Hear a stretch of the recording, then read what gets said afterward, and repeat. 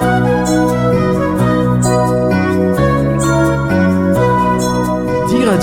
c'est l'heure des petits loups. Aujourd'hui, je vais vous raconter l'histoire de la petite terre d'Aline de Pétigny. Il y avait une fois une terre bien jolie, une terre comme il y en a peu dans l'univers. Elle n'était pas bien grande, mais riche de beaucoup de choses. Et ceux qui y vivaient avaient tout ce qu'ils voulaient. Mais voilà, ceux qui y vivaient manquaient de sagesse.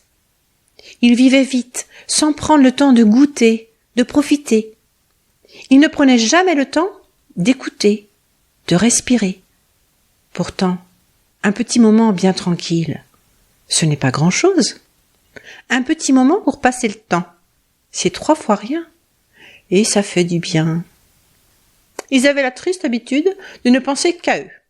« Je veux ceci », disaient les uns.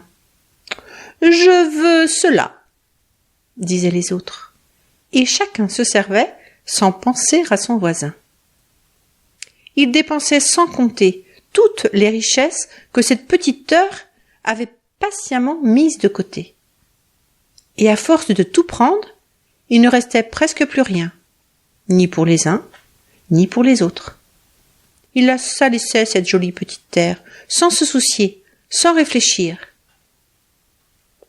Et puis, il lui faisait mal avec leur guerre.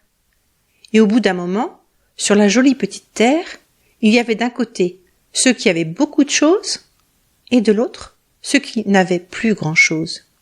Les premiers se souciant pas trop des derniers. Sur cette petite terre, c'était un peu chacun pour soi. Beaucoup trouvaient ça trop difficile, trop compliqué de s'occuper des autres. Ils voulaient bien donner des sous pour aider des gens loin, bien loin d'eux. Ça n'engageait à rien, mais s'occuper de son voisin, bien souvent, c'était trop demandé. Non, chacun chez soi. La petite terre aimait tendrement ses habitants, comme une maman aime ses enfants. Elle les grondait de temps en temps, essayait de leur dire, avec ses mots, qu'ils devaient être plus sages, qu'il leur fallait grandir, être moins capricieux. Mais rien n'y faisait. Ils n'écoutaient pas, n'entendaient rien et continuaient à n'en faire qu'à leur tête. La petite terre n'en pouvait plus de voir que ses enfants ne voulaient rien voir et faire comme si tout était parfait, comme si rien n'allait de travers. « Elfe et fée, ne pouvez-vous pas m'aider ?» demanda un beau jour la petite terre à ses amis. « Mes enfants ne veulent rien entendre, et s'ils n'apprennent pas à vivre ensemble, s'ils n'apprennent pas la sagesse, la bonté, la patience, je ne sais pas ce qu'il adviendra d'eux. Je ne serai pas toujours là pour les guider. »« Oh oui, tu as raison, il est temps que nous intervenions, » dirent les fées et les elfes. « Nous n'avons que trop tardé. » Les fées et les elfes s'envolèrent alors de ci, de là, et soufflèrent aux enfants de la terre des bonnes idées. « Faites attention à votre petite terre !» fit l'elfe de la paix, qui depuis longtemps aimait voguer sur les océans pour protéger sa terre. « Oh, ne gaspillez plus ces richesses !» dit la fée Urgania, qui avait à cœur de recycler. « Prenez soin de vos amis !» murmura la fée douce ange, qui aimait préparer au creux de son jardin des huiles magiques pour soigner ses amis.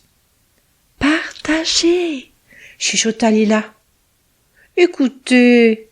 dit Giza. « Semez la paix !» chanta l'elfe Cocopelli, pour qui les graines étaient si importantes.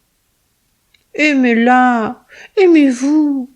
conseilla Artémise, qui savait que tout était possible. Certains des enfants de la terre entendirent ces murmures et se mirent aussitôt au travail. Ils commencèrent à nettoyer leur petite terre, à la chouchouter, à faire attention à ses richesses. Certains des enfants de la terre entendirent ces chuchotis et se mirent à inventer de nouvelles sources d'énergie, avec le vent, le soleil, les plantes, la mer. Certains des enfants de la terre entendirent ces susurrements et se mirent à parler à ceux qui entendaient mal, à leur parler de joie, des autres, d'eux-mêmes. La petite terre remarqua que les plus jeunes de ses enfants, ceux qu'on disait les plus petits, étaient en fait les plus sages, et que grâce à eux, les plus grands commençaient à changer, à regarder leur petite terre avec plus de tendresse. « Oh, si de temps en temps vous preniez le temps d'être un enfant, vous verriez les choses autrement, » murmura-t-elle au grand. Alors la petite terre, bien jolie, toute petite dans l'univers, se dit que ses enfants, aidés par les elfes et les fées, aidés par les plus jeunes d'entre eux, pourraient peut-être un jour apprendre la sagesse, la bonté, la patience, et qu'elle pourrait ainsi continuer de tourner tout autour du soleil pendant encore bien longtemps. Soyons heureux là, maintenant, tout de suite, sans attendre. Soyons heureux. Ce sera bon pour notre planète. Ça polluera moins l'atmosphère. Alors, soyons heureux, là, maintenant, tout de suite, sans attendre. Voilà, l'histoire est finie. À bientôt les petits loups, pour une nouvelle histoire.